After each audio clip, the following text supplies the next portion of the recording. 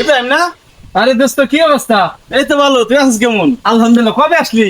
আরে বন্ধু, এই যে গতকালকে আইছি, আইসে তোর কথা মনে করতেছি। আচ্ছা, খুব ভালো। হঠাৎ তুই গ্রামে? হ্যাঁ বন্ধু, বয় সুসংবাদ আছে। সুসংবাদ? বই বই। বন্ধু, কি সুসংবাদ?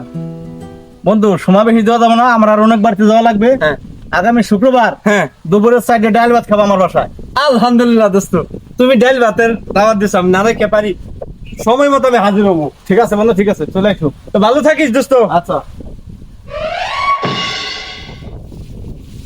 এই রুল ভাই, আরে কেমন, ভালো তো? আরে রিপন তো বাড়িতে আইছে। হ্যাঁ, রিপন বাড়িতে আইছে। দাওয়াত দিছে নি? দাওয়াত কিসের দাওয়াত? দাওয়াত পান নাই? পাবি নতে এক্সট্রা দাওয়াত দিবার লাগছে। দাওয়াত দেবা লাগছে, বুঝলাম না কাহিনী কিসের দাওয়াত দেবা লাগছে, কিছু জিগাও নাই তুমি? ঘটনা তো ঠিক, ওই যে কিসের দাওয়াত দিল এটা তো জিগাই নাই। আর দাওয়াত কিসের, এটা জিগাইবা না? আর বিয়ে হইলে গিফট টিফট দিয়ে আসতে বলা যায়, তা জিগাবা না কিসের দাওয়াত? ও তো আমি জানি যে বিয়ে করছে 10 বছর আগে, তো বিয়ে নাই, পোলা বানানো নাই, তাহলে দাওয়াতটা কিসের তুমি জিজ্ঞেস করবে না? আচ্ছা তাহলে আমি জিজ্ঞেস করে হ্যাঁ হ্যাঁ, আসছি। যাও জিজ্ঞেস। আপনি বাজারে যান। আচ্ছা। এ বন্ধু, এ রিপোর্ট খারা কি রে? বন্ধু, তুই যে আমরা দাওয়াত দিয়ে আইলি, হ্যাঁ। কিসের দাওয়াত? আরে বন্ধু, তোরা কইলাম না যে সুসংবাদ আছে। সুসংবাদটা তো শুনতে আইলাম।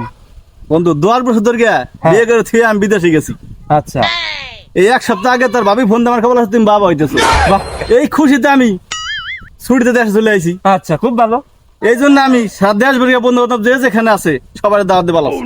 তুই 10 বছর ধরে বিদেশ, হ্যাঁ। ভাবি বাড়িতে, মাঝখানে মেলা সময়, সুসংবাদটা কেমনে আসলো? বন্ধু, তুই তো ঠিক হইছস, আজকে তো তোমার নামে খাইছি আমি। শালা মফিজ, তুই মফিজি রয়ে গেলি।